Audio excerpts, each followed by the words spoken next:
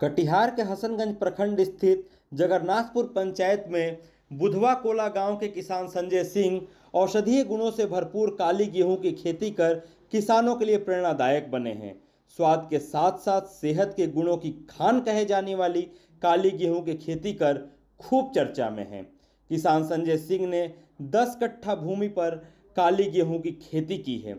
संजय सिंह बताते हैं कि प्रति कट्ठा 1 क्विंटल के हिसाब से काली गेहूं की करीब 10 क्विंटल उपज हुई है।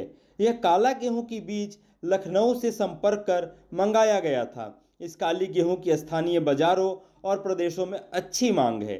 संजय सिंह ने अन्य किसानों से अपील करते हुए कहा कि इस क्षेत्र में काली गेहूं की खेती किया जाए तो अन्य पारंपरिक खेती की तुलना में यह काला गेहूं अधिक उपजाऊ और फायदेमंद साबित होगा। काला गेहूं किस तरह ये खेती किस तरह अपनाए आप? ये हमको शौक है कुछ न कुछ नया करने का। कहीं जाते हैं कहीं देखते हैं तो लगता है कि अपने यहाँ भी कुछ करें ताकि यहाँ के लोगों को कुछ सीखने के लिए मिले, लोग सीख करके करें।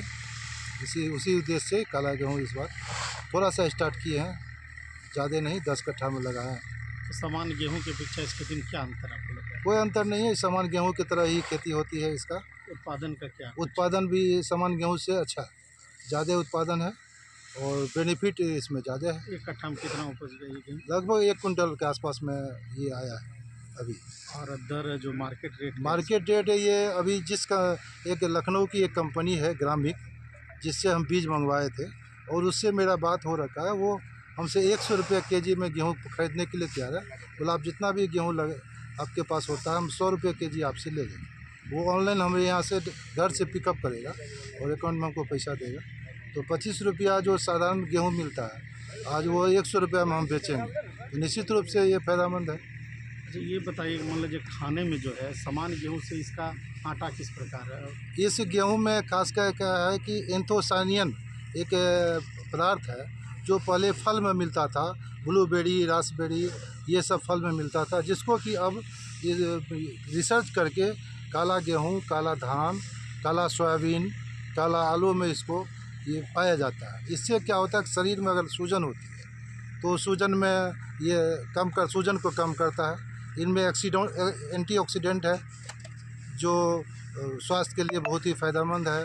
ये हाइपरटेंशन के लिए भी अच्छा है। इसमें ग्लूटीन की मात्रा बहुत कम है जो वेट नहीं बढ़ाता है शरीर का, और उसके साथ साथ क्या होता है कि ये डायबिटीज़ को भी कंट्रोल करता है। तो कहाँ से प्रेरणा मिली आपको इस खेती करने की? ये देखे हम ग्रामीण वाले ही बताए कि काला गेहूँ लगाइए।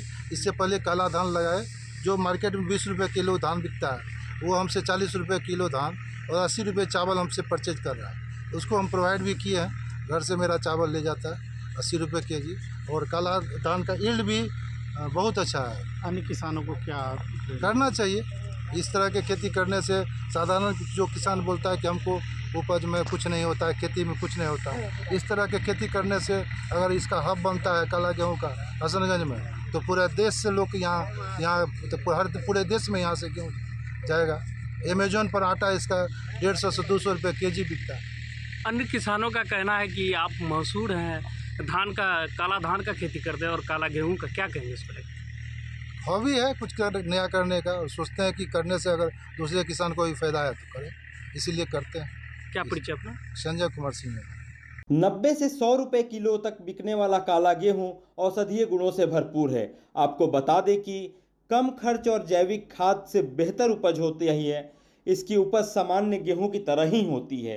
काला गेहूं में आम गेहूं की तुलना में 60% अधिक आयरन होता है, साथ ही जिंक भी मात्रा अधिक पाई जाती है।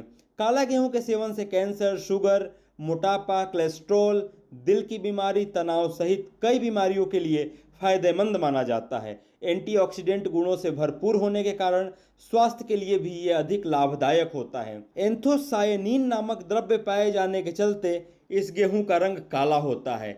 इसकी खेती रबी के मौसम में ही की जाती है। बीते साल भी किसान संजय सिंह ने 20 कट्ठा खेतों में काले गेहूं की खेती की थी।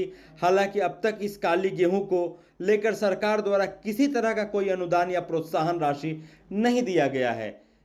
ऐसे ही तमाम खबरों के लिए देखते रहिए लाइव सिटीज। शुक्रिया।